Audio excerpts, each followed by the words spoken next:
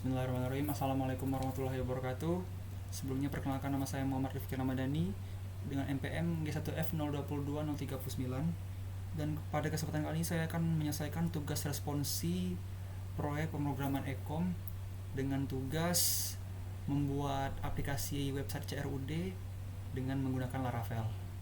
Nah, berikut adalah untuk ketentuannya.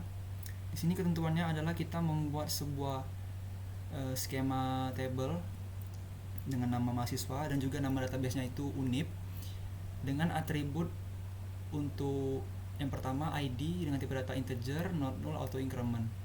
Yang pastinya ID ini primary key dan not null ini apa? Not null ini itu tidak boleh kosong ya, dan juga auto increment itu akan menambahkan satu secara otomatis. Untuk atribut yang kedua yaitu nama dengan tipe data varchar dengan length-nya 100 dan npm tipe datanya char dengan length atau panjangnya 9. Setelah itu prodi atau program studi dengan tipe data varchar dengan length-nya 100 dan fakultas tipe datanya varchar sama panjangnya atau length-nya 100, dan yang terakhir yaitu jenis kelamin dengan tipe data enum dan dengan length atau panjang dari katanya 100. Oke.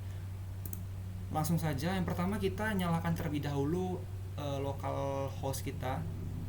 Di sini saya menggunakan Laragon ya. Kita coba start dulu. Start. Setelah itu di sini kita cek codingannya, dan di sini saya sudah membuat website CRUD-nya, dan di sini saya akan menjelaskan ulang bagaimana alur dari codingan yang saya telah buat. Pertama yaitu kita setting terlebih dahulu env-nya atau bisa kita bilang environment dari sebuah aplikasi ini dengan yang pertama yaitu DB database-nya terlebih dahulu. Ini nama database-nya. Kita akan mengkoneksikan database ini ke MySQL kita.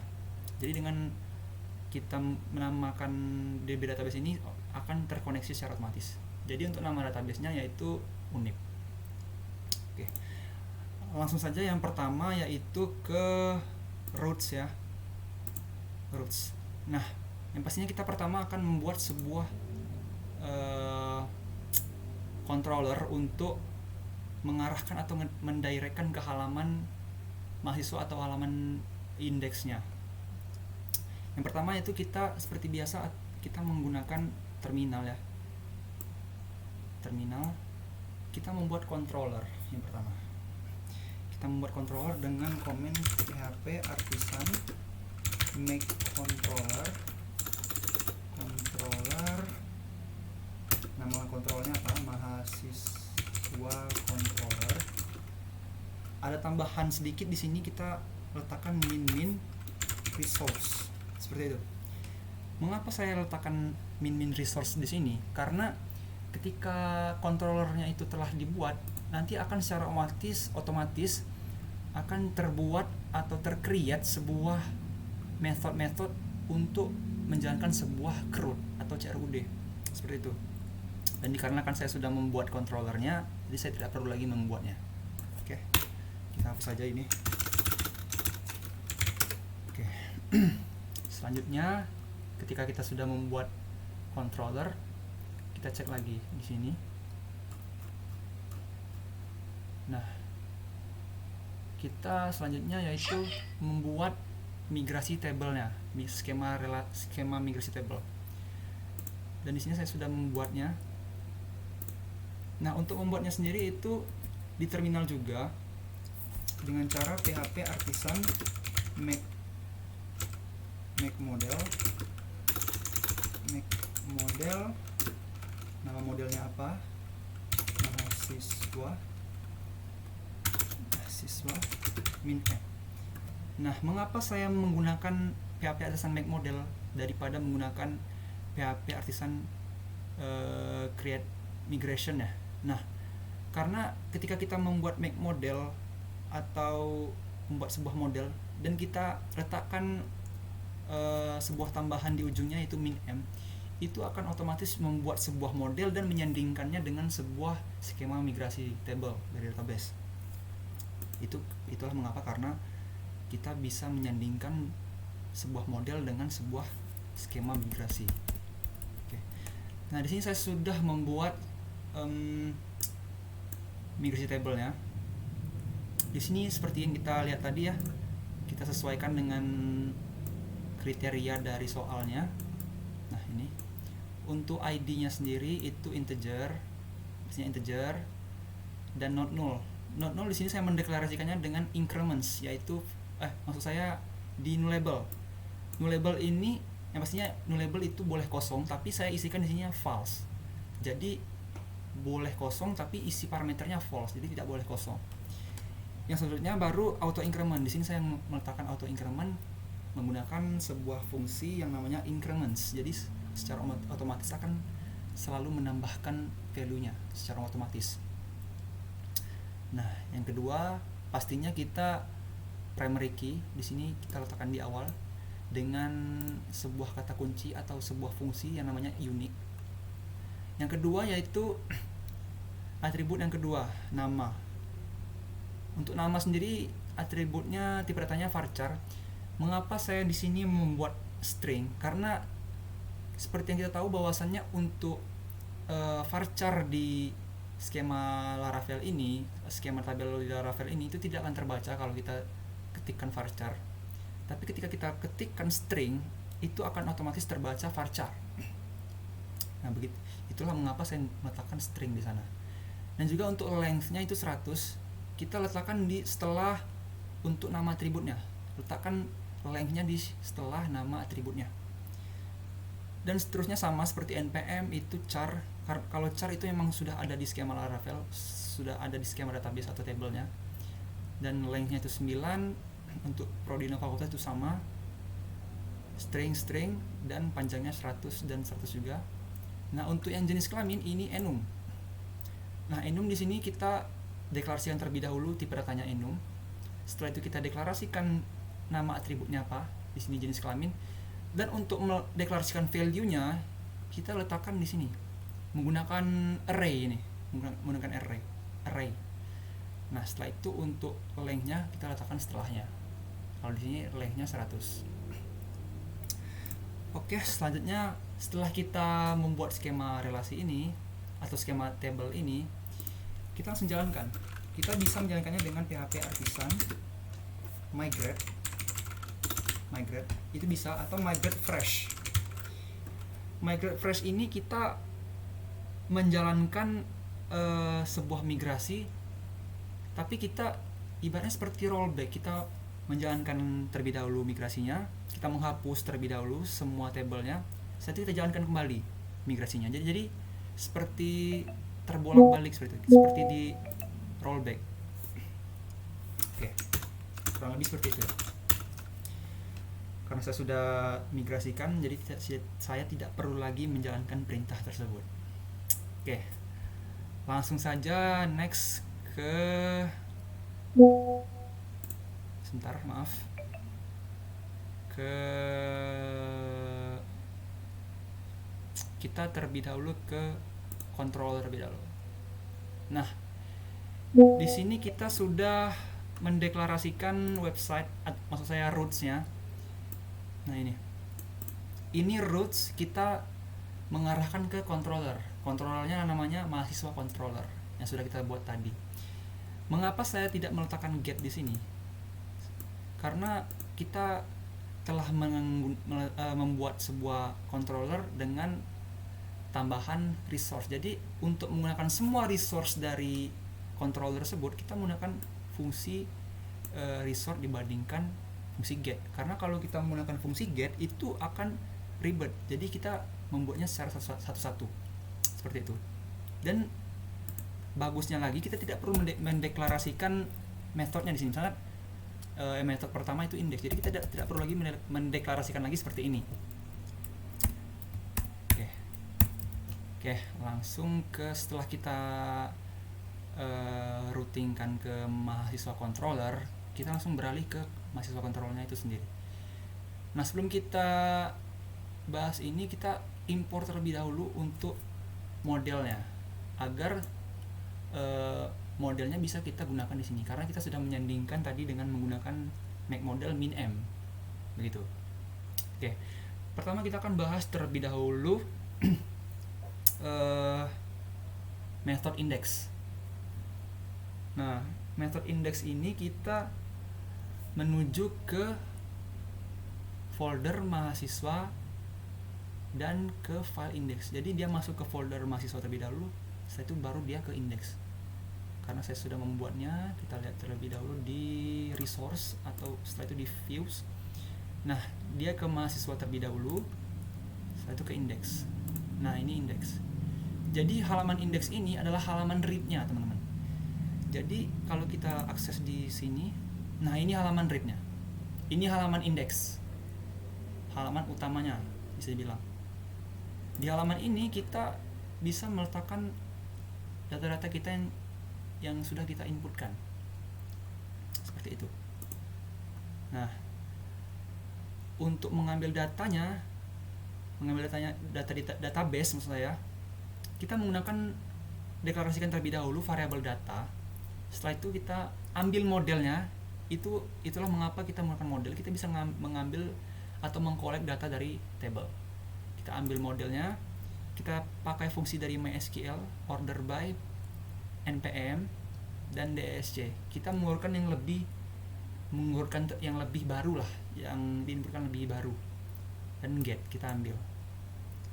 Setelah itu seperti biasa kita return view-nya kemana? Ke folder mahasiswa, ke view index, seperti itu. Dengan membawa data dari ini tadi, data dari si apa yang kita collect tadi, seperti itu. Tapi dengan alias datas. Jadi kalau kita gunakan datas, kita mengambilnya tidak menggunakan data lagi, tapi kita menggunakan datas, tapi kita for each. Datas ini alias apa? Alias data. Misalkan sebenarnya bebas kita mau ngasih apa aja di sini, tapi lebih baik kita gunakan data aja, karena di sini bisa dibilang ada tambahan s ya, atau bisa dibilang jamak ya mungkin. Jadi kita hilangkan jamaknya. Setelah itu baru kita ambil datanya. Kita ambil menggunakan fungsi blade. Jadi kita ambil variabel data ini, kita deklarasikan atributnya. Ambil data ini, kita deklarasikan atributnya sampai seterusnya. Itu untuk read. Jadi ketika ini sudah dideklarasikan, ini akan timbul secara otomatis seperti itu. Itu untuk fungsi read. Kita beralih ke controller lagi. Kita akan membahas terkait dengan fungsi create. Pertama itu kita buat atau sudah dibuat ya dari kita membuat controller tadi. Itu kita beralih ke method create terlebih dahulu. Method create ini akan mengalihkan ke halaman untuk form inputnya, seperti itu. Jadi kita return view, kita ke folder mahasiswa, kita masuk ke folder mahasiswa terlebih dahulu. Setelah itu baru ke file create. Kita coba cari file create di view-nya. Nah, ini file create. Di sini kita menginputkan data-data kita nantinya. Itu untuk method create. Selain method create, nah ini method aslinya, method untuk menginputkan datanya, fungsi untuk menginputkan datanya. Seperti itu. Jadi sebelum kita menggunakan atau menginput data, kita melakukan sebuah validasi terlebih dahulu. Validasinya apa? Kita ambil request dari parameter ini, request. Setelah itu kita lakukan validasi. Kenapa lakukan validasi? Karena kita gimana ya bilangnya? Jadi intinya itu dia butuh validasi terlebih dahulu sebelum diinputkan. Jadi seperti biasa untuk nama, npm, prodi fakultas dan Islam ini itu require, tapi ya, kalau npm dia unik karena dia tidak boleh sama dengan yang lainnya. Seperti itu. Nah, ini untuk session. Jadi ketika kita misalnya ada salah satu data yang belum diinput atau 3 data yang belum diinput, jadi dia akan menggunakan session. Jadi akan ada tampilan alert. Jadi akan tampilan alert yang menampilkan sebuah value-value yang seperti ini. NPM sudah ada dalam database, nah NPM harus wajib diisi, itu session. Itu session untuk yang create. Jadi kita lemparkannya ke sini. Nanti ke sini session get. Get ini dia mengambil dari validasi yang ini. Kurang lebih seperti itu. Setelah kita lakukan validasi, baru kita request datanya. Kita melakukan request data dari form input. Kita ambil data dari form input yang diinputkan oleh user. Setelah itu kita taruh, kita bungkus nih di variabel data dengan value-value seperti ini. Nama, kita requestkan atributnya, atribut di table itu nama, sampai seterusnya. Setelah itu untuk menjalankan fungsi dari create-nya gimana tuh? Nah, seperti ini. Kita deklarasikan terlebih dahulu modelnya, setelah itu jalankan fungsi create. Fungsi create itu fungsi untuk menambahkan datanya, seperti itu. Fungsi create, setelah itu kita letakkan parameternya. Parameternya apa? Parameternya kita ambil dari sini. Dan di sini saya sudah mendeklarasikan penjelasannya. Kita mengambil data dari request di atas agar dapat dimasukkan ke dalam table, seperti itu. Setelah dia mengambil data, kita harus lakukan sebuah perkondisian. Perkondisiannya apa? Kita redirect, kita alihkan ke halaman mahasiswa dengan alert lah, bisa dibilang sukses, data berhasil ditambah. Jadi dengan pemberitahuan bahwasannya data kita itu berhasil ditambah, seperti itu. Selanjutnya ini session flash, itu kita menampilkan data sementara atau kita mempertahankan data kita yang sudah kita input. Misalnya seperti ini. Misalnya kita akan mau tambah data. Maaf. Sebentar. Kita PHP artisan search dulu.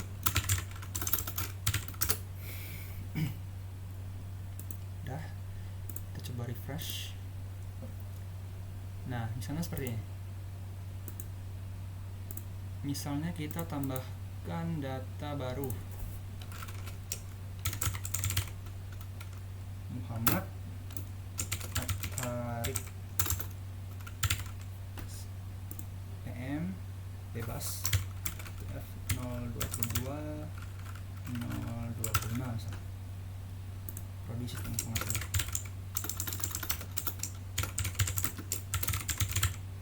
Fakultas Teknik.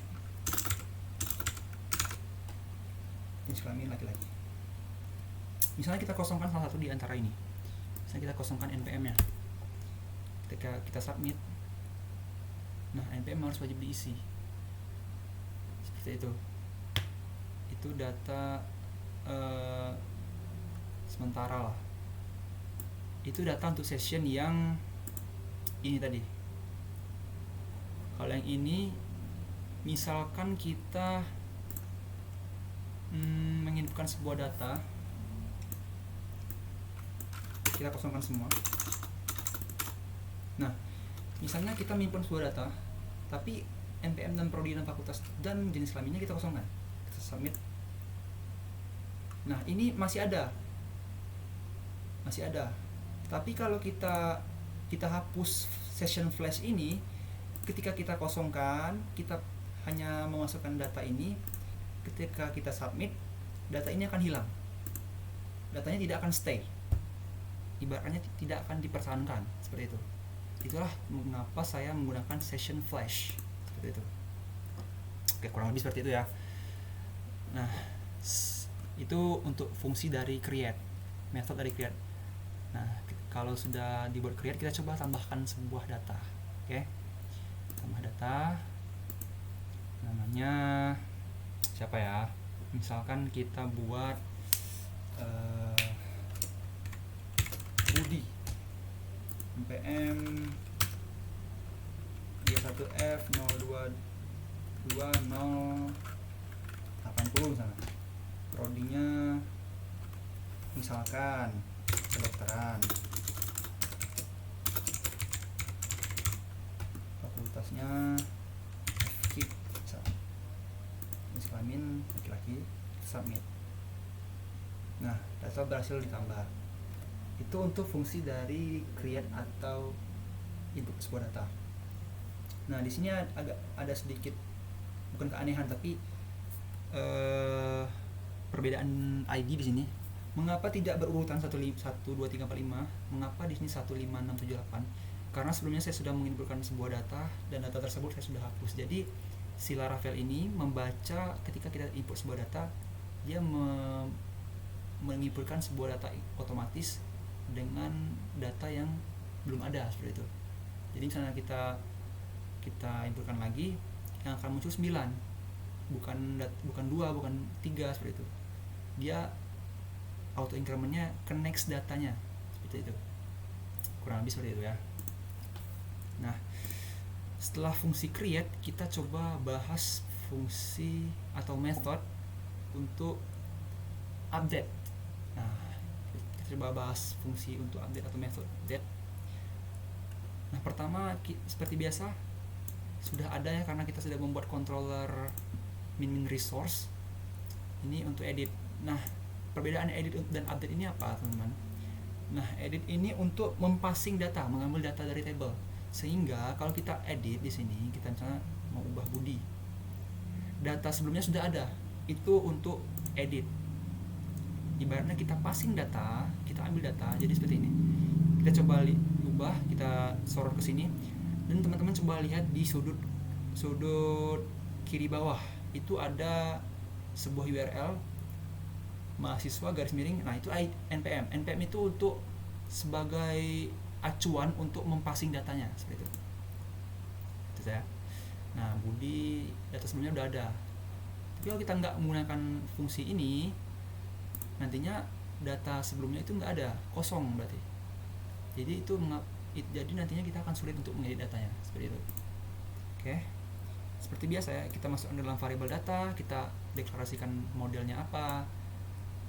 Setelah itu kita ambil npm-nya dengan mendeklarasikan parameternya di sini, ID. Setelah itu kita beralih ke view mahasiswa edit, ke edit ini. Kita coba cek lagi, cek di sini edit. Nah, ini untuk form edit atau form update. Beralih ke form edit atau view edit dengan data dari data ini. Dengan data, ambil data dari sini, dari model ini, dengan aliasnya ini, seperti itu. Setelah itu kita buat form di sini, buat form seperti biasa. Kalau saya kopikan saja dari form tambah tadi. Nah, akan tetapi untuk di formnya ada perbedaan. Kita untuk actionnya itu mahasiswa ke sini. Kita coba cek terlebih dahulu di sebentar, kita tunggu terlebih dahulu terminalnya. Mengapa saya meletakkan ini? Karena kita coba lihat dulu di PHP artisan route list. Oke. Nah, di sini sudah tersedia atau gimana ya, list untuk metode-metodenya. Jadi kalau misalnya kita bingung mau letakkan actionnya kemana, kita tinggal lihat dari PHP artisan route listnya. Misalnya kita mau edit data, mau edit. Kalau edit itu, nah ini kan kalau ini edit, update maksudnya, update itu fungsinya put atau patch. Jadi URL-nya, actionnya ke sini, ke mahasiswa dengan isiannya mahasiswa. Isiannya apa? Kita pakai data npm seperti itu. Itu misalnya kita bingung mau URL-nya kemana. Nah, setelah itu kita taruh CSRF di sini. Kita gunakan bantuan token dari Laravel sehingga dapat mengarahkan ke method store seperti itu. Nah, setelah itu kita deklarasikan metodenya. Metodenya apa? Kita taruh put. Setelah itu kita coba beralih ke sini. Untuk method update itu kurang lebih sama dengan yang store. Akan tetapi sedikit perbedaan di sini dari proses ininya, proses update-nya. Jadi kalau di store itu create, sedangkan di sini itu itu update. Tapi kita deklarasikan terlebih dahulu ID-nya apa, parameternya apa, seperti itu. Setelah kita lakukan proses update, sama kita lakukan redirect atau kita lakukan alihkanlah ke halaman mahasiswa kembali. Dengan apa? Dengan kita membawa sebuah alert sukses, data berhasil diubah, seperti itu. Kurang lebih sama dengan yang store tadi atau tambah tadi. Cuman perbedaannya di sini di npm dan cara kita mempassing datanya, seperti itu.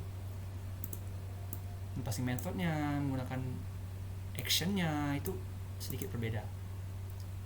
Nah, cara untuk kita meletakkan data sebelumnya itu kita gunakan ini, value-nya ini kita deklarasikan di inputannya, di form inputnya kita taruh value itu apa? Value itu artinya kita memasukkan data yang sudah ada. Data yang sudah ada apa? Kita masukkan data dari data sebelumnya. Data sebelumnya apa? Data sebelumnya kita sudah passing di sini. Kita ambil di sini. Tuh. Ini kita tinggal deklarasikan data ini karena kita sudah return view-nya ke edit with data ini. Kita pergi ke edit, kasarnya kita pergi ke edit, kita bawa data ini, data dari atribut tabelnya. Setelah itu kita langsung saja deklarasikan value-nya di sini dengan menggunakan template data, atributnya nama, ini untuk yang nama, ini untuk yang npm, dan seterusnya seperti biasa. Nah, itu untuk edit. Kita coba testing untuk edit. Nah, kita kembali dulu, kita refresh, kita coba ubah Budi apa. Kita misalnya mau ubah namanya Budi, kita coba Muhammad Budi. Nah, itu kita mau update, kita ganti prodinya ke prodi apa ya, prodi ilmu komputer misal, fakultas teknik. Kita submit. Nah, data berhasil diubah. Tuh, namanya Muhammad Budi, prodinya ilmu komputer, fakultas teknik, seperti itu. Itu untuk method update atau function update. Yang terakhir adalah delete atau hapus data. Oke. Kita coba bahas dari sini. Destroy. Seperti kita tahu ya, destroy berarti bahasa Inggris destroy itu hancurkan. Jadi destroy itu kita menghancurkan data atau bisa dibilang kita menghapus data. Nah, untuk destroy ini atau hapus ini fungsinya simple, tidak ribet seperti yang tadi, yang update atau store tadi. Ini kita cuman mendeklarasikan terlebih dahulu. Sebelumnya kita coba lihat dulu di mana ya? Di indeks. Coba lihat di indeks. Tuh, di indeks. Nah, coba tuh kita bahas ini dulu. Nah, ini actionnya. Coba lihat lagi, kalau misalnya kita bingung actionnya apa, kita coba lihat di terminal, di root list. Action ini penting karena kalau kita salah action itu bakalan error. Untuk actionnya itu sangat penting sekali, karena kalau kita salah mendeklarasikan untuk URL actionnya itu akan fatal sekali, karena itulah untuk fungsinya agar berjalan di situ. PHP artisan root list. Oke. Nah, untuk delete itu sama seperti yang put atau update put di sini. Untuk URL-nya di action nanti itu sama seperti yang put. Jadi kita tinggal mendeklarasikan nama halamannya. Setelah itu kita deklarasikan ID-nya atau unique ID-nya agar kita bisa passing ID-nya. Di sini kan kita menggunakan npm sebagai acuan untuk passing ID-nya atau passing npm lah kalau di sini bilangnya. Seperti itu. Setelah kita lakukan action ini, kita ambil CSRF seperti yang tadi. Setelah itu kita deklarasikan metodenya. Coba lihat lagi metodenya apa. Kalau teman-teman bingung, kita coba lihat lagi. Kita coba lihat PHP lagi, PHP artisan road list. Nah, delete. Nah, untuk functionnya atau methodnya itu delete. Berbeda dengan si edit tadi. Kalau edit itu put atau patch. Tapi kalau dihapus itu delete. Seperti itu. Dua aspek ini sangat penting, karena kalau tidak ada salah satunya atau keduanya itu tidak akan terjalannya atau berjalannya sebuah fungsi atau method. Seperti itu ya. Dan juga kita jangan lupa letakkan si on submit. Ini fungsinya untuk apa? Untuk memvalidasi atau sebuah pekondisian. Jadi kalau kita pengen hapus, itu akan ada sebuah alert atau meyakinkan kita terlebih dahulu kita mau ngapus data ini apa enggak. Tapi kalau kita nggak ada buat ini, kalau kita mencet ini langsung, otomatis akan terhapus, tidak ada validasi. Jadi kita meminimalisir sebuah kesalahan. Jadi kalau kita ibaratnya ketekan atau kepencet, itu ada validasi terlebih dahulu, nggak langsung terhapus. Seperti itu. Itu untuk dari indeksnya atau button yang terlebih dahulu. Nah, kita lanjut beralih ke fungsi tadi. Untuk fungsinya sendiri itu kita deklarasikan terlebih dahulu model spread. Setelah itu kita ambil atau deklarasikan parameter ID-nya dengan isiannya npm atau buatnya acuan uniknya apa, seperti itu, biar bisa kebaca agar yang mana yang ingin dihapus. Seperti itu. Dengan function delete, berbeda dengan yang tadi. Kalau yang ini update functionnya, kalau yang tadi create seperti yang tadi. Nah, ini kalau yang ini delete dia. Setelah fungsi ini berhasil, maka kita kasih atau ambil nilai kembalian redirect seperti yang tadi. Kita redirect atau kita alihkan ke halaman mahasiswa dengan alert sukses atau data berhasil dihapus. Perbedaannya di situ. Perbedaannya di value-nya itu sendiri. Jadi kalau di update tadi data berhasil diubah pemberitahuannya, kalau di destroy atau di delete itu pemberitahuannya data berhasil dihapus. Seperti itu.